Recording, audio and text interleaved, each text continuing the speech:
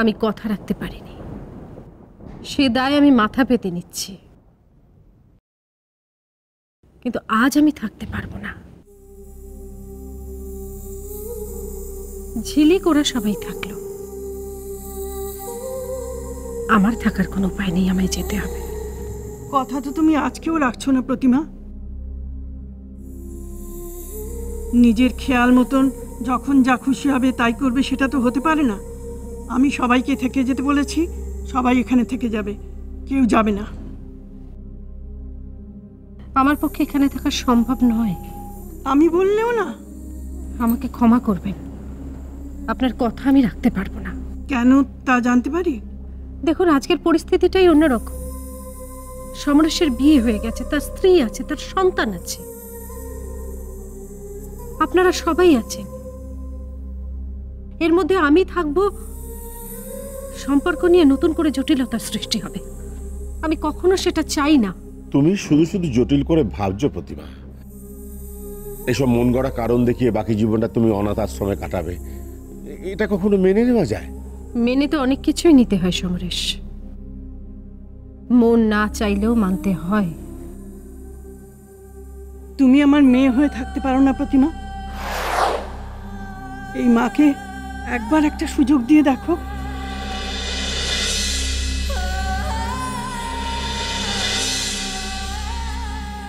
দেখো, যদি তোমার মা তোমাকে এভাবে বলতেন, তুমি কি তাকে ব্যথা দিয়ে চলে যেতে পারতে? যে পিছুটা অগ্রাহ্য করে আমি চলে যাচ্ছিলাম,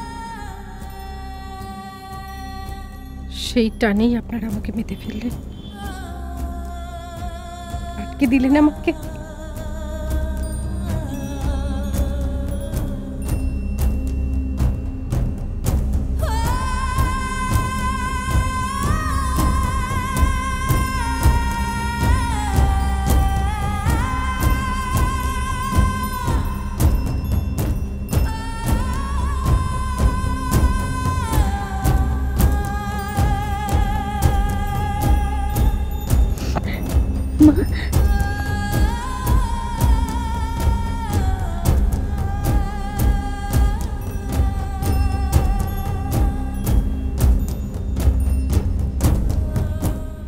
কতদিন পরে তোমাকে দেখলাম বাবা।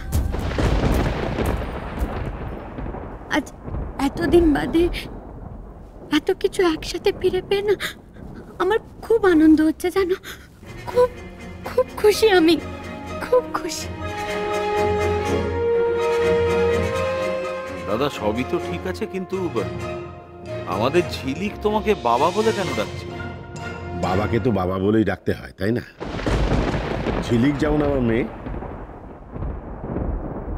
রিকো আমারই ছেলে। শোন, সেসব কথা পরে হবে, এখন ভীষণ খিদে পেয়েছে। মা জানে আমি বরাবরের পেটু, বহুদিন মায়ের রান্না মিস করেছি। আজকের একেবারে সুদে আসলে উসুল করে নেব। না, তার আগে তোর বউয়ের হাতে রান্না খাবো। যাচাই করে দেখতে হবে না মায়ের কাছে কতটা শিখেছে। আচ্ছা দাদা, আপনি যেমন বলবেন তেমনই হবে। এখন চলুন তো, ঘরে আসুন। মা, আসুন। চলো। প্রতিমা, তুমিও এসো। চলো ফুলকি।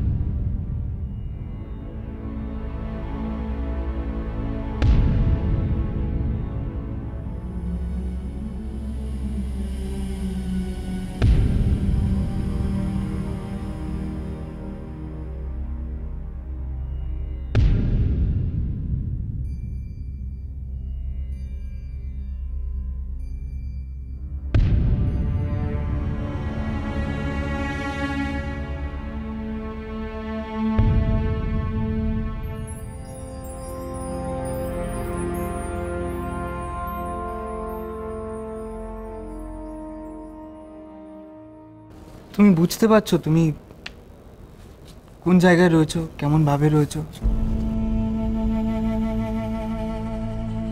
এই নকলের ভিড়ে আসলটা কি হারিয়ে বসে আছো?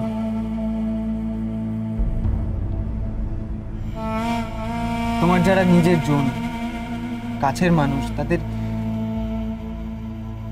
নিজের মতো করে আপন করে নিলে দেখতে এরকম অবস্থা হতো না। যে ছেলে মায়ের সঙ্গে বেইমানি করে তার মুখে সব কথা মানায় না। আমি বেইমানি করেছি?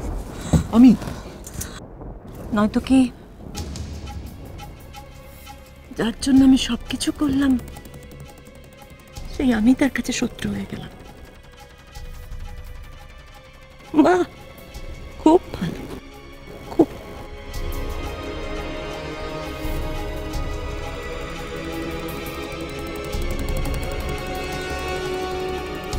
চুপ করে রইলে কেন? বলো। এতটা বদলে গেলে কি করে রিক? এতটা? আমি তোর জন্য কিচ্ছু করিনি, কিচ্ছু। তোর অধিকার যাতে অনেক বেশি করে পাস তার জন্য আমি কিচ্ছু করিনি। ওই ছেলে কি বোঝালো তার জন্য আমি তোর শত্রু হয়ে গেলাম? আপন হলো ওরা। কেন রে? কেনটা জানতে চাও? সত্যিটা জানতে চাও? ঠিক আছে মা, আমার কয়েকটা প্রশ্নের উত্তর দাও তো। তুমি এতদিন ধরে যা যা করেছো সত্যি সত্যি সবটা আমার জন্য? সবটা?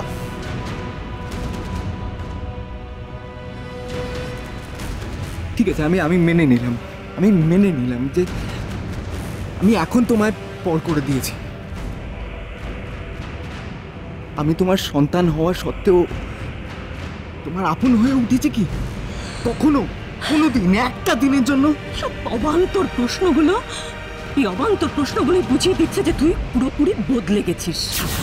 ওই ঝিলিক তোকে ভুল ভাল বুঝিয়েছে আর তুই বোকার মতন বুঝেছিস সবকিছু। নাহলে মায়ের ভালোবাসা নিয়ে কোনোদিন প্রশ্ন তুলতি না।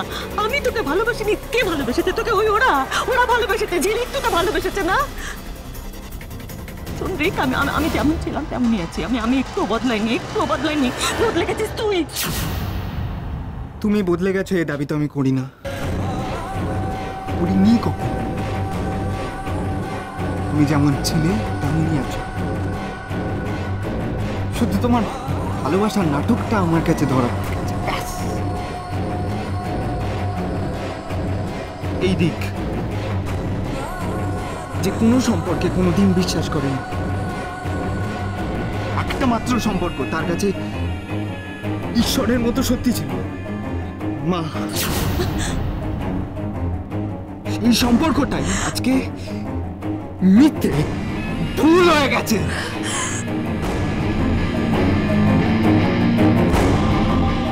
ঋদ্ধিমান রায়, তাকে কেন আড়াল করে দেখেছো তুমি? তোমার নয়নের মণিকে আমি এখনো এত দিনেও কেন চোখে দেখা দেখতে পারিনি? একবারও বলতে পারো না কেন দেখতে পারিনি? কিসের জন্য, কোন উদ্দেশ্যে?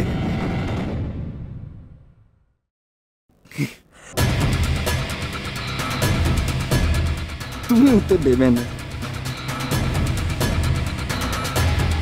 জানো কি? আমার উত্তর চাই না।